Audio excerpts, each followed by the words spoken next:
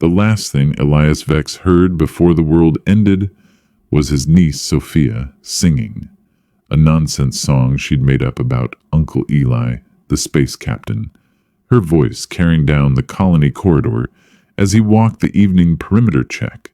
The memory would haunt him later, how ordinary that final moment had been, how human. He was reviewing hydroponics reports when the silence began. Not true quiet.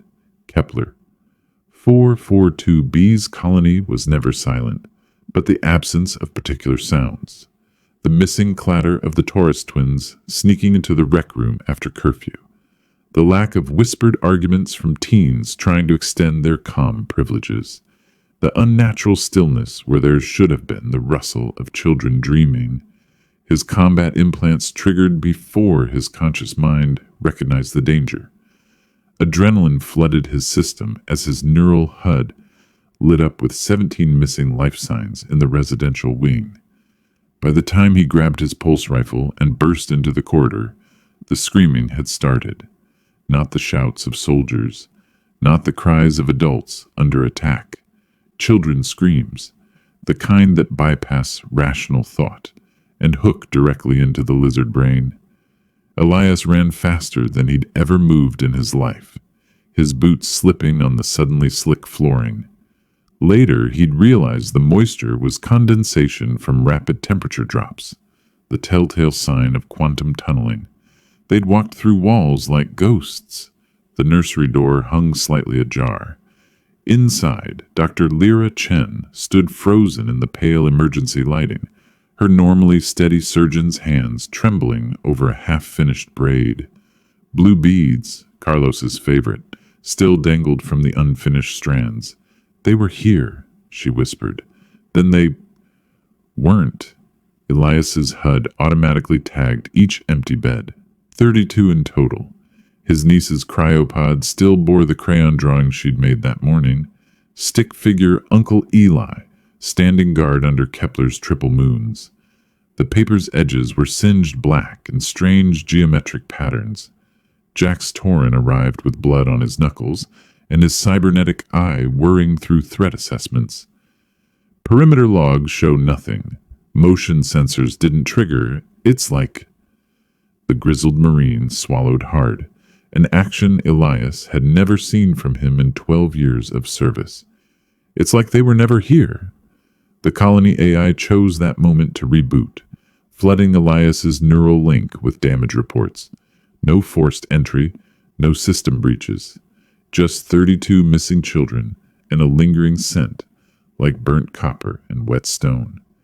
When the Galactic Union Overseer's hologram flickered to life above the command console, the man had the audacity to rub sleep from his eyes.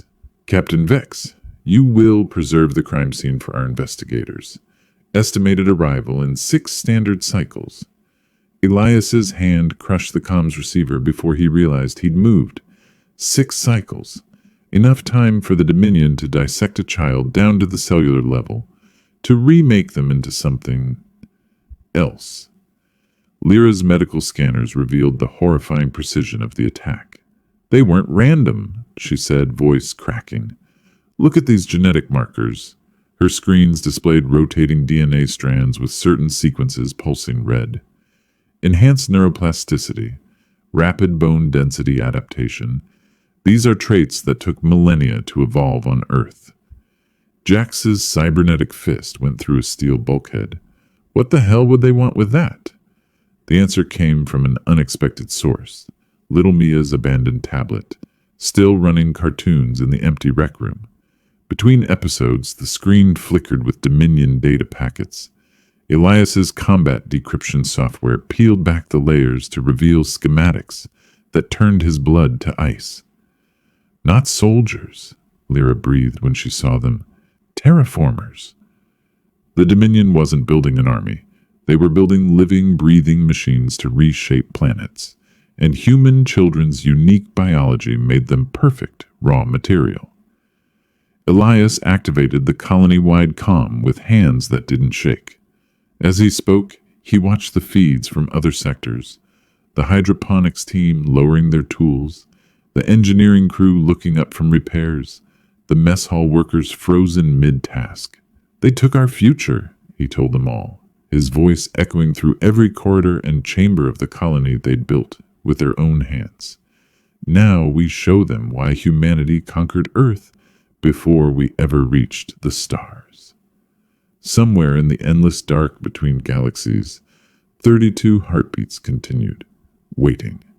The Odyssey's engines screamed to life with a sound like vengeance given voice. The Odyssey's engines screamed like a dying animal as Elias forced the aging frigate beyond its safety limits. Every weld joint groaned in protest. Every stabilizer threatened to shear clean off, but he kept his hand locked on the throttle. The Dominion's ion trail burned fresh across 3 sectors, a breadcrumb trail of arrogance leading straight into the graveyard of giants. Lyra Chen hunched over her jury-rigged tracking array, fingers dancing across stolen Union tech she'd rewired into something far more dangerous. Sweat dripped from her brow onto exposed circuitry that sizzled in protest. "They're not even trying to mask their wake signature," she muttered, pushing her damp hair back with a grease-stained hand. "That's either arrogance or a trap." Jax Torrin finished from the weapon station, his organic fingers tightening around firing controls, while his cybernetic arm welded another layer of scrap armor across the bridge viewports. The plating came from Nursery Sector 4's ruined bulkheads, a grim reminder welded into their very ship. Elias studied the holographic star map floating above the command console. The graveyard of giants lived up to its name, a nebula choked with the skeletal remains of dead warships, their hulls picked clean by centuries of scavengers. Perfect ambush territory. The kind of place where signals died and ships disappeared. "Condition 1 throughout the ship," Elias ordered, his voice cutting through the tension on the bridge, "and bring up the prisoner." It wasn't truly a prisoner. That was the disturbing part. When they'd raided the black market station on Zaros 9, the creature had stepped forward willingly from the crowd of terrified onlookers, a Dominion defector, with too many jointed limbs and skin that shimmered like oil on water. It called itself Ax Uzda, in a voice that sounded like glass shards tumbling down a metal chute. Now it stood on the Odyssey's bridge, its elongated torso bent nearly double to avoid brushing the ceiling. The bridge crew gave it a wide berth, their hands never far from their weapons. Kastha's multiple eyes, some humanoid, others disturbingly insectile, tracked the star map with unsettling precision. "The facility you seek lies here," it hissed, extending a taloned limb toward a swirling vortex of gases at the nebula's heart. "Where your young are being remade." Lyra's breath caught. "The Hellscar Forge." Union intelligence listed it as abandoned after the Purge Wars. Kastha made that sound, like breaking glass again. "The Dominion builds in the bones of dead empires. Always has. Always will." Elias's grip on the command chair turned his knuckles white. "What exactly are they doing to them?" The alien's eyes blinked in staggered sequence. "What your kind once did to trees, to silica, to crude hydrocarbons." Its voice dropped to something almost mournful. "They are being refined." The bridge went deathly quiet. Somewhere in the ship's bowels, a pipe burst, with a sound like a muffled scream. Jax broke the silence by priming every weapon the Odyssey had. The familiar whine of charging plasma coils should have been comforting. It wasn't. "We're going to burn that place to stardust." As the Odyssey plunged into the nebula's outer gases, the external cameras caught glimpses of something moving in the cosmic dust. Shapes too large, too deliberately angular to be wreckage. The comms crackled with whispers no human throat could produce, the sound slicing through even their heavily encrypted channels. Then the nebula parted like a curtain, and the Hellscar Forge appeared before them, not a space station, a living thing. Miles of pulsating organic metal twisted around a central spire like vines choking a tree, its surface veined with glowing capillaries that pulsed in rhythmic waves. Entire sections of the structure contracted and expanded like a lung taking breath. As they watched, a fleshy airlock dilated open to admit a smaller vessel, the orifice glistening wetly in the starlight. And there, through a momentarily translucent membrane, Elias saw them, row upon row of translucent cocoons, each containing a small, humanoid shape. "God help us," Lyra whispered, her hand flying to her mouth. Elias opened a fleet-wide channel to the ragtag armada following them. Mercenaries with personal grudges, Union deserters who'd lost faith, fellow colonists who'd kissed their own children goodbye. His voice, when he spoke, surprised even him. Not the roar of a warrior, but the quiet, terrible certainty of a parent who's lost everything. "Remember the nursery," he said softly, then louder, letting the rage bleed through. "Remember the promise." The Odyssey's engines flared like a newborn star as they charged the forge, their weapons painting targeting lasers across its grotesque surface. Behind them, a dozen other ships followed suit, a motley collection of vengeance given form. Somewhere in that nightmare of living metal, 32 children waited, and hell was coming for them. The boarding umbilical sealed against the Hellscar forge with a wet organic squelch that set Elias's teeth on edge. His combat HUD flickered as it tried to parse the biological readings. The entire structure registered as one massive life form. The airlock wasn't mechanical, but a sphincter-like orifice that dilated open after Kistha pressed its taloned hand against a pulsating control node. "Move fast," the alien rasped. "The forge knows you don't belong." As Elias stepped across the threshold, his boots sank slightly into the spongy floor. The walls glistened with a thin layer of viscous fluid that reflected their helmet lights in rainbow patterns. Every breath carried a metallic tang that clung to the back of his throat. Lyra's bioscanner began screaming alerts before they'd gone 10 meters. "These walls," she whispered, her voice tight with revulsion, "they're laced with human neural tissue." God, Elias. It's like the whole station is wired with living brain matter. Jax kicked at a protruding vein-like conduit. The thing spasmed and retracted, spraying a mist of blue-tinged fluid. "Kids' brains?" Before Lyra could answer, the corridor convulsed around them. The ceiling rippled like disturbed water, then peeled back to reveal a gallery of translucent pods, each containing a child suspended in amber fluid. Tubes and tendrils connected to their limbs, their spines, their temples. Mia floated in the nearest pod, her dark hair fanning out like seaweed. The biotech had already begun its work. Glowing blue veins traced up her arms, and her eyelids fluttered with rapid eye movement despite being unconscious. A Dominion engineer stood beside her pod, its multiple limbs manipulating a console grown directly from the wall. Elias didn't remember firing. The plasma round took the engineer's head off in a burst of violet ichor. As the creature collapsed, the entire corridor shuddered violently. Warning klaxons warbled through the organic walls, a sound more like a wounded animal than any mechanical alarm. "Get her out!" Elias barked, slamming the butt of his rifle against Mia's pod. The biogel drained with a wet gurgle, and the child slumped forward into his arms. Her skin was fever hot to the touch, the glowing veins pulsing in time with the station's rhythm. Lyra's med scanner chirped frantically, neural integration at 47% and climbing. They've wired her into their system like a living processor. Her hand shook as she injected a cortical suppressor.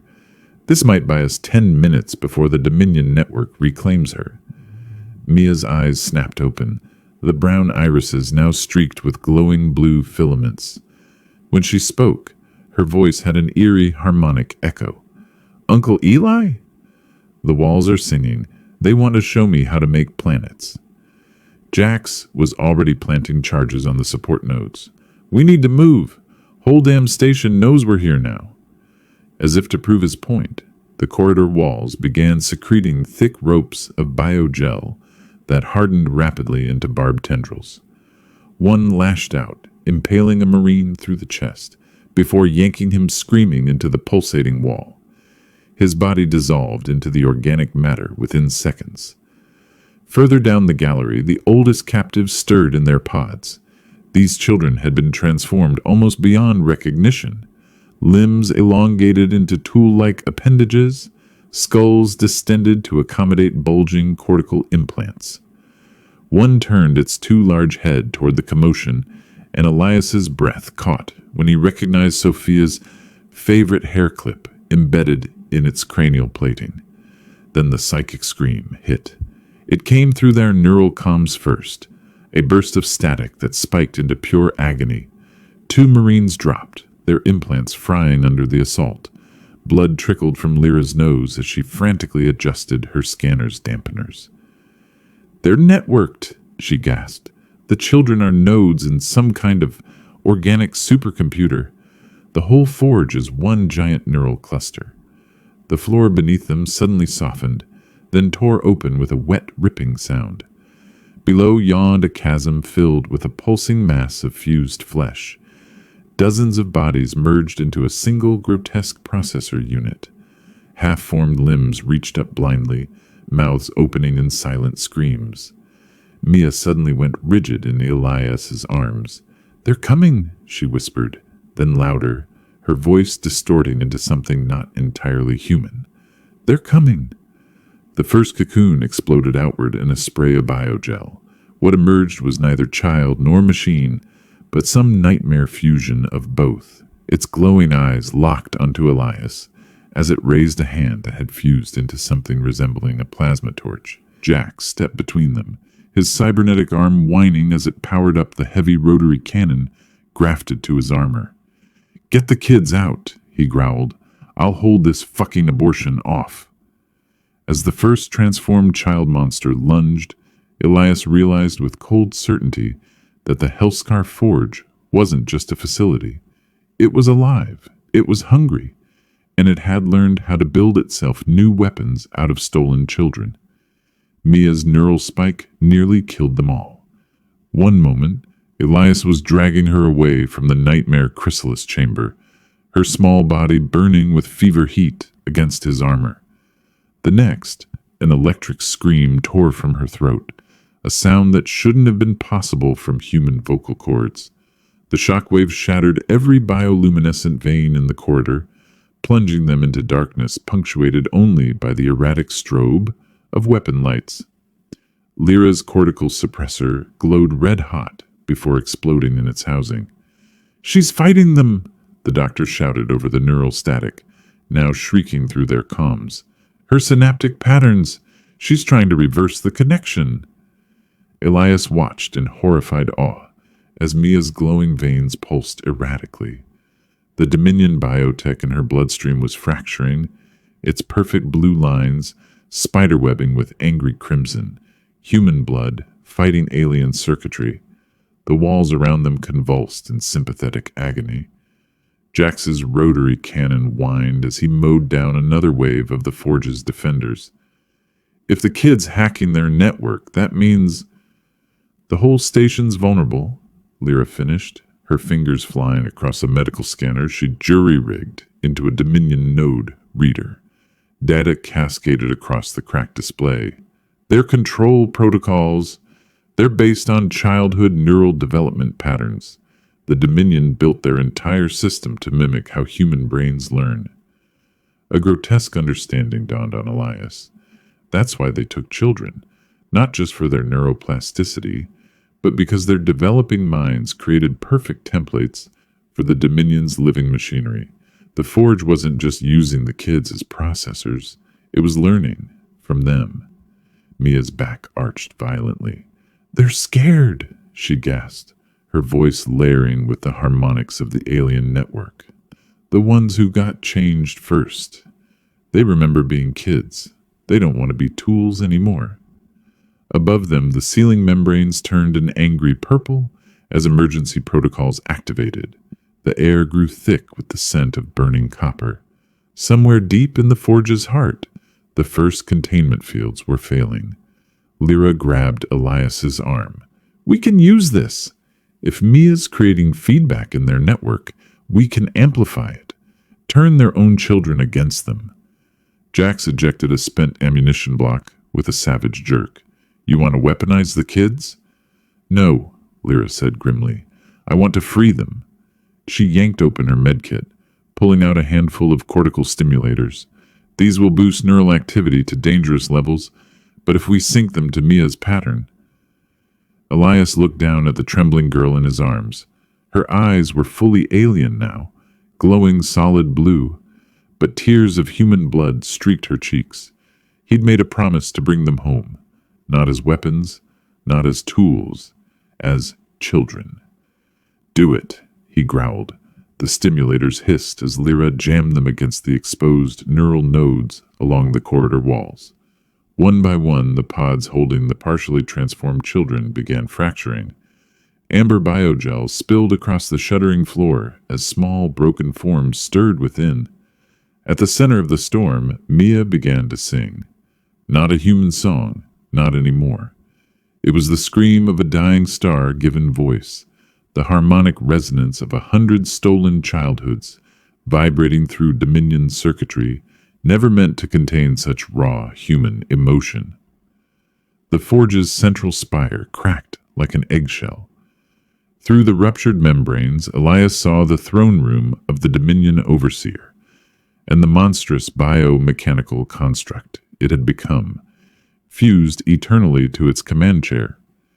The creature's too many eyes widened in what might have been fear as its own creations turned toward it, their once loyal programming overwritten by something infinitely more powerful.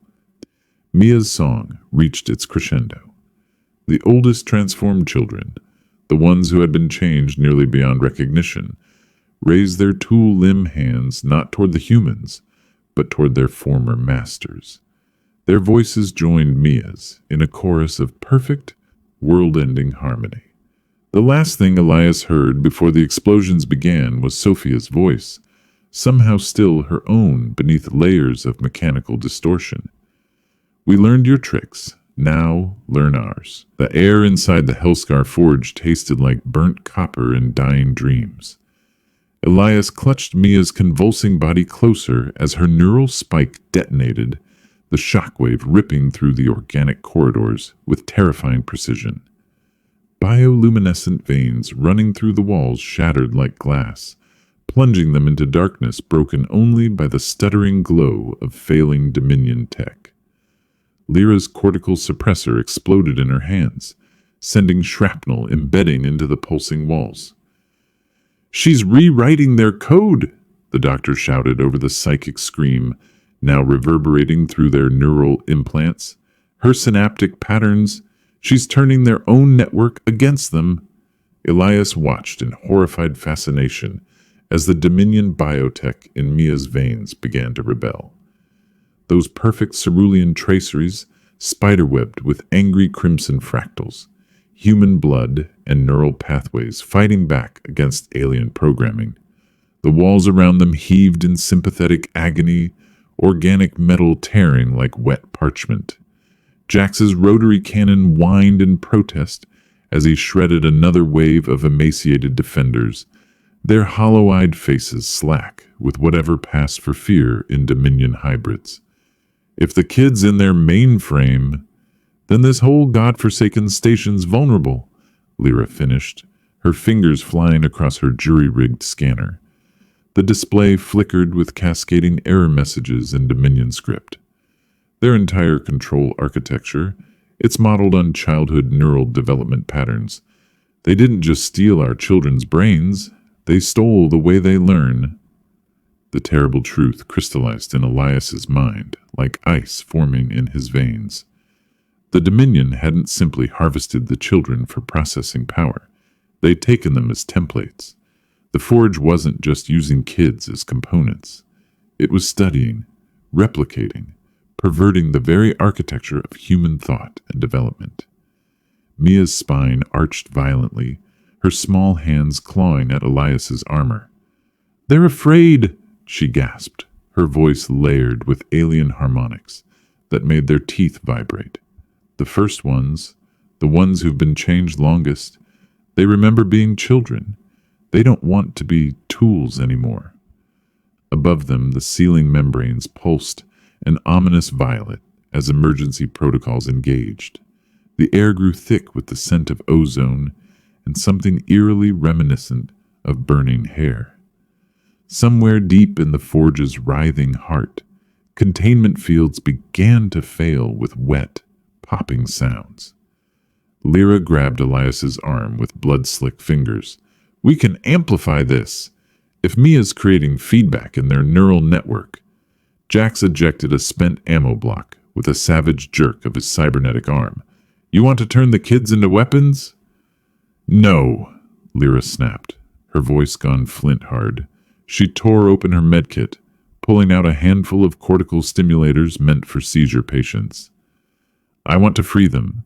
These will boost neural activity to dangerous levels, but if we sync them to Mia's pattern..." Elias looked down at the trembling girl in his arms. Her eyes now glowed solid sapphire, yet twin trails of human blood streaked her cheeks like tears. He'd made a promise to bring them home. Not as weapons, not as tools, as children. "Do it," he growled. The stimulators hissed as Lyra jammed them against exposed neural nodes along the corridor walls. One by one, the chrysalis pods holding the partially transformed children began rupturing with wet, tearing sounds. Amber biogels spilled across the shuddering floor in viscous waves as small, broken forms stirred within the wreckage. At the center of the gathering storm, Mia began to sing. Not a human song anymore. This was something deeper, older, more fundamental. The scream of a dying star given voice, the harmonic resonance of 100 stolen childhoods vibrating through alien circuits, never designed to contain such raw, unfiltered human emotion. The central spire cracked open like an eggshell, revealing the Dominion Overseer's throne room beyond. The creature that had once been something resembling human was now a grotesque biomechanical construct, fused eternally to its command chair. Its cluster of eyes widened in what might have been fear as its own creations turned toward it, their obedience protocols overwritten by something infinitely more powerful. Mia's song reached its devastating crescendo. The oldest transformed children, those changed nearly beyond recognition, raised their tool-limb hands, not toward the humans, but toward their former masters. Their voices joined hers in perfect, world-ending harmony. The last thing Elias heard before the explosions began was Sophia's voice, still recognizable beneath layers of mechanical distortion. "We learned your tricks. Now learn ours." The Hellscar Forge screamed as it died, not with mechanical alarms, but with the wet, organic wail of something that had never been meant to perish. Elias ran through corridors that convulsed like dying intestines, his armored boots sticking to the liquefying floor with every step. Mia weighed almost nothing in his arms. The Dominion's refinements had hollowed her bones, leaving her light as a bird skeleton. Her veins pulsed faintly blue beneath translucent skin, the alien biotech inside her fighting to survive, even as the station collapsed around them. Lyra limped ahead, her medical scanner now jury-rigged into a neural disruptor. With each pulse of energy, Dominion nodes exploded in showers of sparks and viscous fluid. "The feedback loops reached critical," she shouted over the deafening groans of the superstructure. "The entire network is..." The corridor behind them inhaled sharply, a grotesque, wet sound, before detonating outward in a storm of organic shrapnel. Jax pivoted with surprising grace for a man of his size, his cybernetic arm sparking as he took the full force of the blast against his armored back. "Go!" Blood sprayed from his mouth as he shoved them forward with his failing mechanical limb. "I'll hold this fucking..." The ceiling collapsed on him before he could finish the sentence. The last Elias saw was Jax's remaining human eye, clear and focused, before several tons of living architecture buried him. Elias didn't stop running. He couldn't. Not with Mia's shallow breaths against his neck. not with the way her tiny fingers spasmed against his chestplate. They reached the hangar as the first children began to die. Carlos was the first. His once carefully braided hair had fused with the biotech webbing his skull. The colorful beads Lyra had given him now, glowing with internal light. His fingers had elongated into delicate interface tools, but they still moved with childish uncertainty as his systems failed. "Tell Lyra!" His voice glitched horribly between his familiar youthful tones and something mechanical and cold. "Pretty beads." Then the light left his eyes completely, his body going limp in a way that was utterly, terribly final. The Odyssey's engines howled to life, the stolen Dominion dropship protesting every command. Lyra strapped Mia into a med pod with shaking hands, adjusting the neural stabilizers with professional precision, even as tears cut clean streaks through the grime on her face. "She's still fighting them," Lyra whispered. "Her neural patterns are still human enough to disrupt their control algorithms. If we can get her to their core network." Elias didn't let her finish. The navigation computer spat out their only possible trajectory, a suicide run straight to the heart of the Dominion throne world. The numbers glowed red with projected failure rates, but there had never really been another option. The last thing they saw as the forge tore itself apart was Sophia, or what remained of her. Her body had been reshaped into something both terrible and beautiful. Limbs elongated into graceful bladed tools, her spine fused with the command spire's central processor in a grotesque parody of a throne. But when the dying comms channel crackled to life one final time, the voice that emerged was still undeniably hers. "Finish it," she whispered, the words layered with static and something deeper, something that vibrated in their bones. Then the forge imploded, and the channel went silent, forever. The dropship shuddered violently as it entered warp, the damaged engines protesting the strain. Behind them, the nebula burned with the dying light of 1,000 shattered containment fields. Ahead, the full might of the Dominion Armada waited. Lyra met Elias's eyes across the blood-slicked deck. "We can't possibly win this." He looked down at Mia's hollowed-out face, at the way her fingers twitched with residual, neural impulses, still fighting even in unconsciousness. "We already lost," he said softly, adjusting the course to take them straight through the heart of the Dominion fleet. "Now we make it cost them." The warp tunnel collapsed around them in a scream of tortured physics, and hell followed in their wake. The Dominion throne world hung in the view screen like a rotting fruit, its bioluminescent veins pulsing erratically as the Odyssey hurtled toward final impact. Warning sirens wailed their last, desperate alerts, while emergency lighting bathed the bridge in blood-red hues.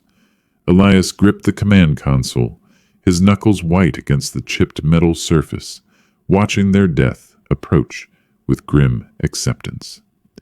Mia's breathing had become ragged in the med pod, the neural stabilizers overloading as they fought to contain the feedback loop surging through her fragile form.